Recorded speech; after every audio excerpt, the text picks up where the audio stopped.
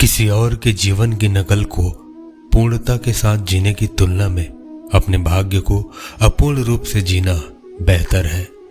उठो, श्री कृष्ण के चरणों में वंदन करो, लज्जा और अभिमान छोड़ दो, मन को निर्विकल्प कर लो और वृत्त को सावधान करके हरि चरणों का वंदन करो।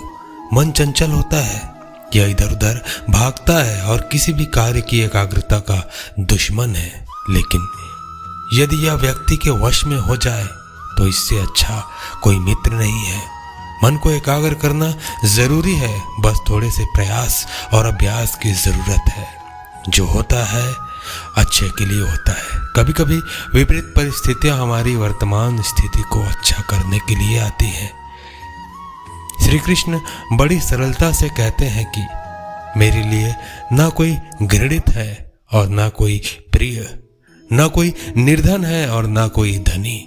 बस जो भक्ति भाव के साथ मुझे याद करते हैं, मैं उन्हीं का होता हूं। जब भी आप कोई बुरा कार्य करते हो या अच्छा कार्य करते हो, आपको लगता है कि कोई देख नहीं रहा, तो यहाँ श्री कृष्ण कहते हैं कि तुम जो कुछ भी कर रहे हो, मेरी दृष्टि सदैव तुम पर है।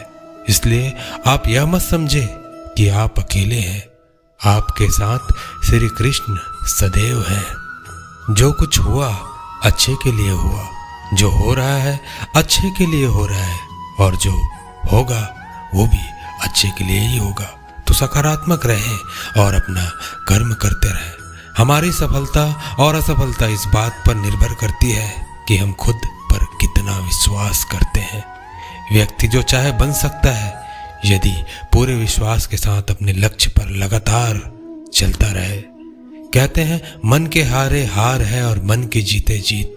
जिस प्रकार सकारात्मक विचारों से सफलता मिलती है, उसी प्रकार नकारात्मक विचार असफलता के मार्ग की ओर अग्रसर करते हैं, क्योंकि जैसा हम सोचते हैं वैसे ही हम बन जाते हैं और अपने विचारों के माध्यम से ही हमें नकारात्मक और सकारात्मक परिणाम मिलते हैं।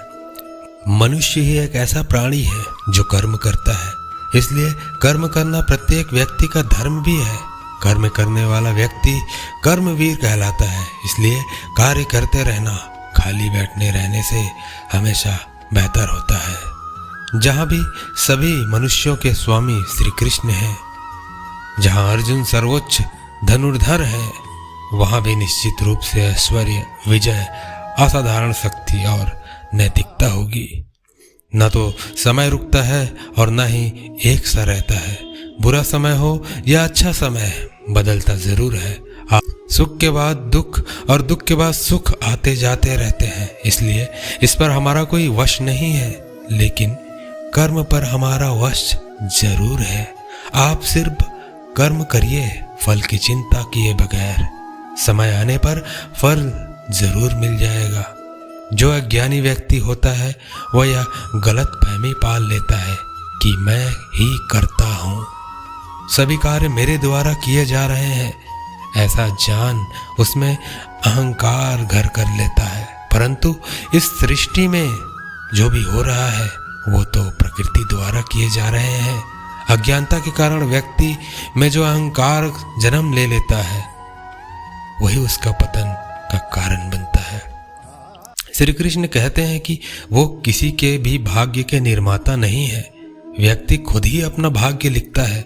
आप जैसा बीज बोएंगे आप वैसा ही फसल काटेंगे। आप जैसा कर्म करेंगे आपको वैसे ही परिणाम मिलेंगे। यदि विद्यार्थी मन लगाकर पढ़ाई करेंगे तो परीक्षा में सफल जरूर होंगे। इसलिए हर व्यक्ति का भाग्य तभी बदलेगा जब वो ऐसे कर्म करेंगे। भ्रम और संदेह से परे जब आप भगवान से प्यार करते हैं तो आप हर चीज से प्यार करते हैं। मन उन लोगों के लिए दुश्मन की तरह काम करता है जो इसे नियंत्रित नहीं करते हैं, और जिसने अपने मन को जीत लिया है उसके लिए मन सबसे अच्छा मित्र है। जिनके मन और आत्मा में सामंजस्य है, जो इच्छा और क्रोध से मुक्त है, जो अपनी आत्मा को जानते हैं, उनके साथ ईश्वर की शांति है। क्या गया है तुम्हारा जो तुम रोते हो? तुम इस संसार में क्या लाए हो जो तुमने खो दिया? तुमने क्या पैदा किया जो खो दिया? क्योंकि तुमने जो भी लिया यहीं से लिया, जो भी दिया यहीं पर दिया। आज जिसे तुम अपना कह रहे हो कल किसी और का था और परसों किसी और का होगा, फिर रोते क्यों हो?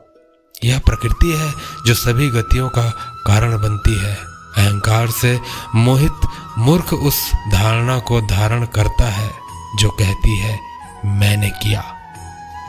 गर्मी और ठंड, सुख और दर्द की भावना इंद्रियों के अपनी वस्तुओं के संपर्क के कारण होती है।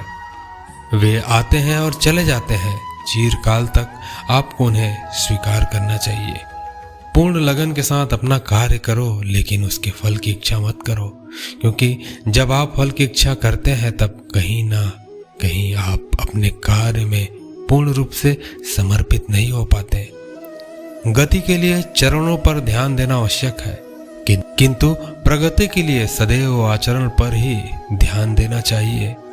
जिस प्रकार इस शरीर में रहने वाला बचपन युवावस्था और वृद्धावस्था से गुजरता है, उसी प्रकार मृत्यु के समय वह केवल दूसरे प्रकार के शरीर में प्रवेश करता है। बुद्धिमान इसके बहकावे में नहीं आते हैं। ना शरीर तुम्हारा है और ना तुम इस शरीर के। यह शरीर तो अग्नि, जल, वायु, पृथ्वी, आकाश से बना है और इसी में मिल जाएगा, परंतु आत्मा स्थिर है। फिर तुम क्या हो? तुम अपने आप को मुझे अर्पित करो। यही सबसे उत्तम सहारा है। जो इसके सहारे को जानता है वह भय, चिंता, शोक से सर्वदा मुक्त है। कोई भी व्यक्ति जो अच्छा काम करता है उसका कभी अंत बुरा नहीं होगा, चाहे यहाँ हो या फिर आने वाले नए संसार में। जो पहले विष जैसा लगता है लेकिन अंत में अमृत जैसा स्वाद लेता है, यह सत्व का आनंद है जो स्वयं के साथ शांति से पैदा हुआ है। सभी स्वार्थी इच्छाओं पर काबू पाना पर्याप्त नहीं है। स्वामित्व और अहंकार को वश में करना भी आवश्यक है। कर्म मुझसे नहीं चिपके रहते, क्योंकि मैं उनके परिणामों से जुड़ा नहीं हूँ। जो लोग इसे समझते हैं और इसका अभ्यास करते हैं वे स्वतंत्रता में रहते हैं। जो मनुष्य प्रकृति के गुणों से अनासक्त है और जो पूरी तरह से दिव्य ज्ञान में स्थित है, उसका कार्य पूरी तरह से परमात्मा में विलीन हो जाता है। आपको अपना निर्धारित कर्तव्य करने का अधिकार है, लेकिन आप कर्म के फल के हकदार नहीं हैं। अपने कार्यों के परिणाम का कारण स्वयं को कभी न समझे और कभी भी अपने कर्तव्य को न करने के प्रति आसक्त ना हो। कोई भी मनुष्य पूर्ण नहीं है। किसी न किसी में कोई ना कोई कमी जरूर होती है और हर किसी में कोई ना कोई अच्छाई भी होती है। इसलिए आपकी तुलना किसी से मत करो, बल्कि पूर्ण निष्ठा के साथ अपना कर्म करो। तू करता वही है जो तू चाहता है, फिर होता वही है जो मैं चाहता हूँ। तू वही कर जो मैं चाहता हूँ, फिर होगा वही जो तू चाहता है। जिस व्यक्ति को कोई लगाव नहीं है वह वास्तव में दूसरों से प्यार कर सकता है, क्योंकि उसका प्यार शुद्ध और दिव्य है।